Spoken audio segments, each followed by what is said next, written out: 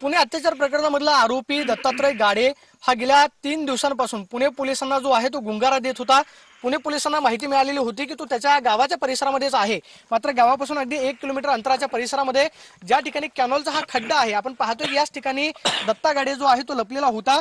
आणि ज्यावेळेस ड्रोन कॅमेऱ्याच्या मदतीनं ज्यावेळेस त्याला अनाउन्सिंग करण्यात आलं की दत्ता गाडे तू बाहेर ये, तुला सुरक्षित ठिकाणी आम्ही पोहोचू, सरेंडर कर, अशा पद्धतीचं आवाहन जे आहे ते पोलिसांकडून करण्यात आलं।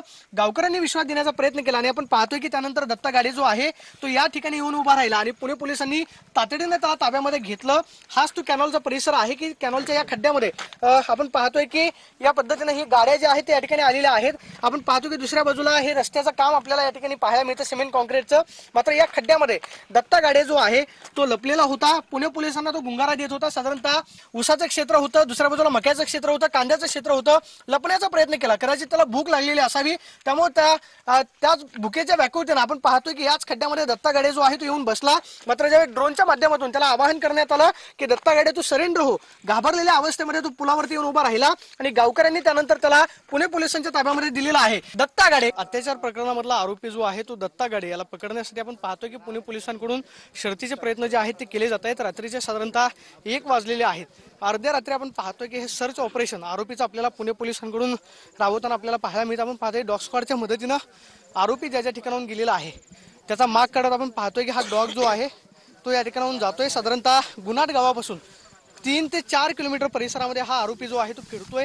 आपण पाहतोय की त्याचा माग काढत हे डॉग स्क्वॉड जे आहे ते प्रवास करताना आपल्याला पाहायला मिळते। साधारणतः 20 पथकं जे आहेत ते कालपासून या आरोपीच्या शोधात आहेत, तरी सुद्धा आरोपीचा ठावठिकाणा जो आहे तो मिळत नव्हता। मात्र काही वेळापूर्वी हाच आरोपी जो आहे तो एका घरामध्ये पाणी मागण्यासाठी गेलेला होता आणि त्या घरातल्या महिलेनं थेट पोलिसांना फोन केला, त्यामुळं या आरोपीची माहिती जी आहे ती मिळाली आणि त्यानंतर आपण पाहतोय की 12 टीम या संपूर्ण परिसरामध्ये पुणे पोलिसांकडून तैनात करण्यात आलेले आहेत।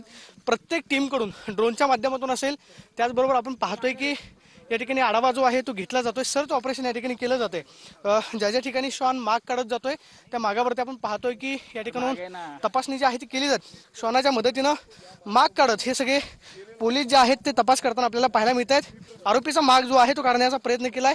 आता हे श्वान जे आहे ते आरोपीपर्यंत खरं तर घेऊन जातं का हे पाहणं महत्त्वाचं असणार आहे। मात्र या प्रकरणामधला आरोपी मिळणं पुणे पोलिसांसाठी अत्यंत महत्त्वाचं आहे, कारण विकृत अशी घटना पुण्यातल्या स्वारगेट बस स्टँड घडली आणि त्यानंतर आपण पाहतोय की जवळपास 60 तास उलटून गेलेले आहेत, तरी सुद्धा आरोपी जो आहे तो पोलिसांना मिळत नाही। त्यामुळं आरोपीला शोधण्यासाठी आपण पाहतोय की ही पुणे पोलिसांची सर्वतोपरी शर्त आपल्याला पाहायला मिळते। साधारणतः 4 ते 5 किलोमीटरच्या परिसरामध्ये आरोपी दत्ता गाडे जो आहे तो असण्याची शक्यता आहे। ड्रोनच्या माध्यमातून अनाउन्सिंग केलं जात आहे की दत्ता गाडे जिथं असेल तिथं पोलिसांना शरण जा, कारण जवळपास 4ही बाजूनी पुणे पोलिसांनी घेरलेला आहे। आरोपी दत्ता गाडेचा खरं तर अर्ध्या रात्रीचे सर्च ऑपरेशन राबवलं जाते।